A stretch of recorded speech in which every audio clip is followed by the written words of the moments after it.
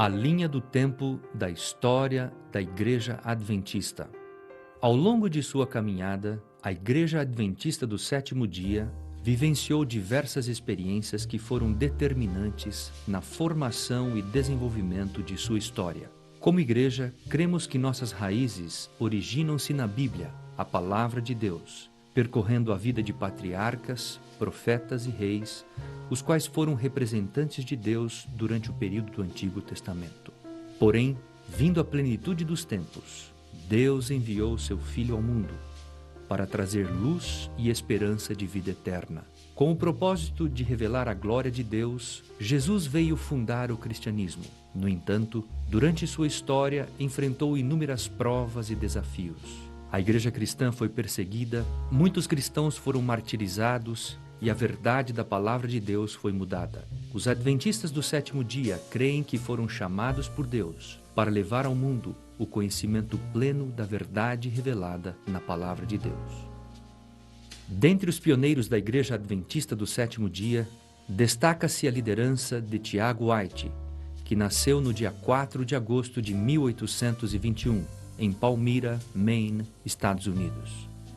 Além de dedicar seus talentos como administrador e editor dos periódicos adventistas, também desempenhou a função de presidente da Conferência Geral por 10 anos.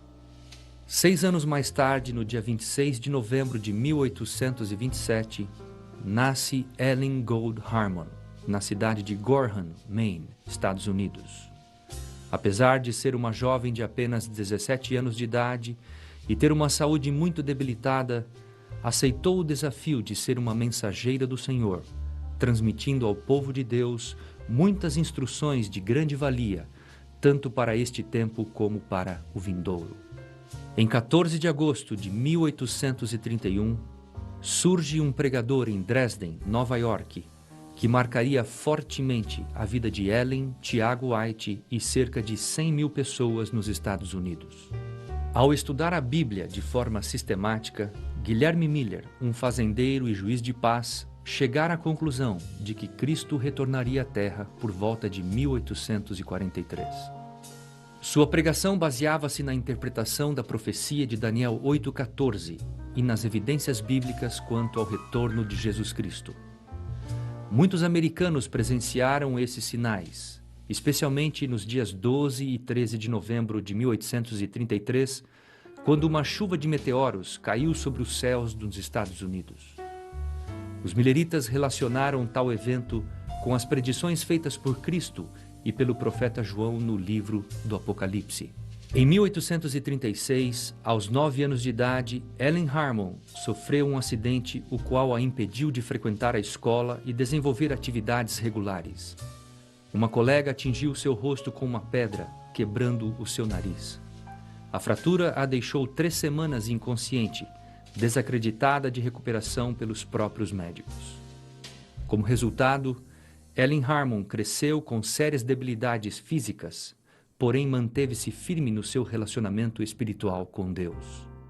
No mês de março de 1840, Guilherme Miller realizou uma série de conferências sobre as profecias de Daniel na cidade de Portland, estado do Maine, onde a família Harmon residia.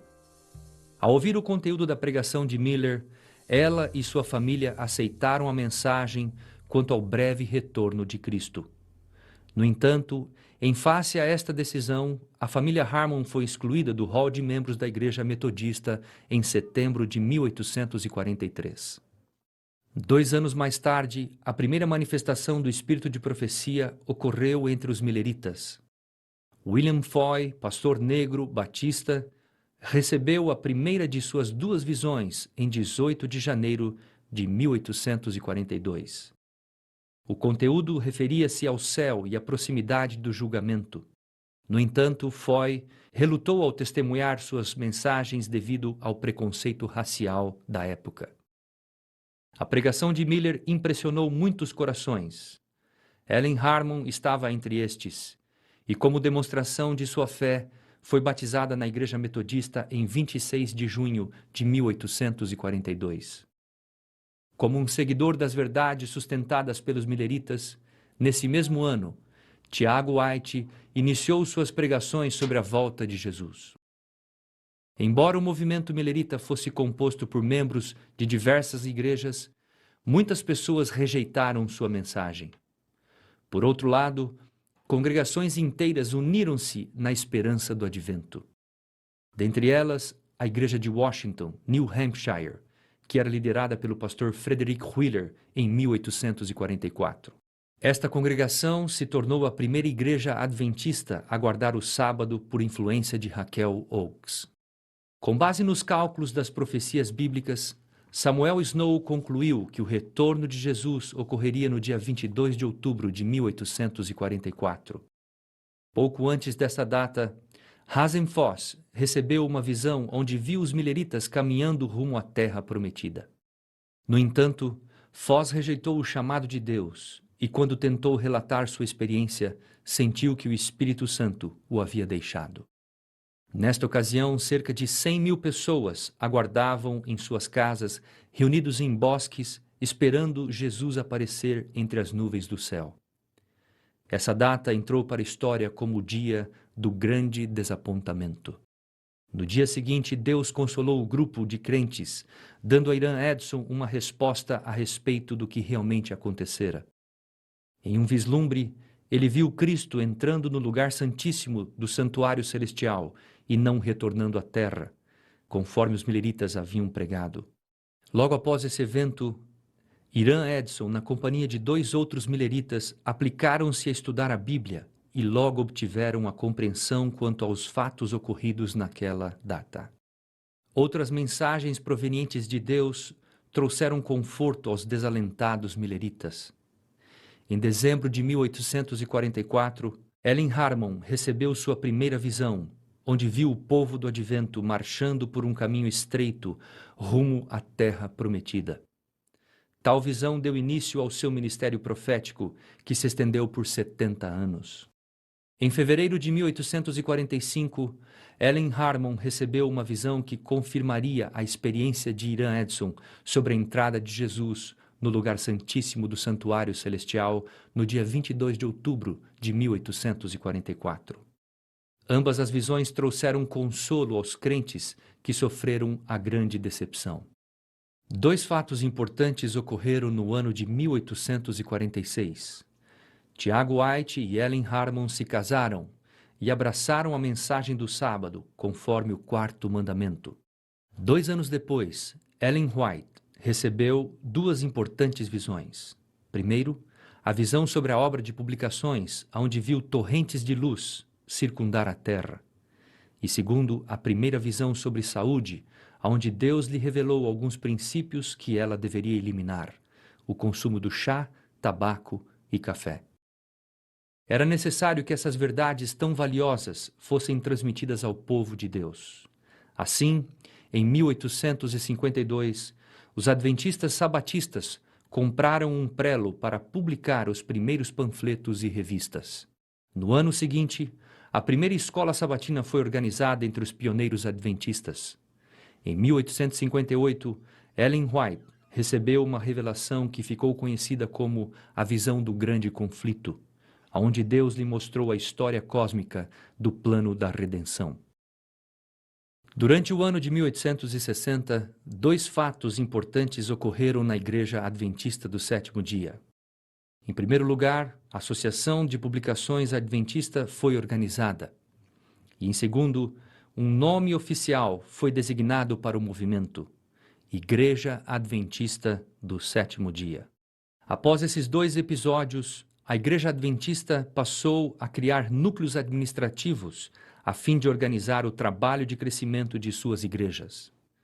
Desta forma, em 6 de outubro de 1861, foi organizada a primeira sede, que passou a ser conhecida como a Conferência de Michigan. Em maio de 1863, a Associação Geral da Igreja Adventista do Sétimo Dia foi estabelecida, tendo John Byton como seu primeiro presidente. Nesse mesmo ano, na cidade de Otsego, estado de Nova York, Ellen White recebeu a visão mais importante sobre saúde, onde Deus lhe revelou importantes princípios relacionados a esta área. 3 anos mais tarde, em setembro de 1866, a Igreja Adventista abriu sua primeira instituição de atendimento ao público, que se tornou conhecida como o Instituto Ocidental da Reforma de Saúde. Ao longo de sua história, os pioneiros da Igreja Adventista do Sétimo Dia relutaram em abrir escolas. O pensamento que possuíam estava sempre focado na volta do Senhor Jesus.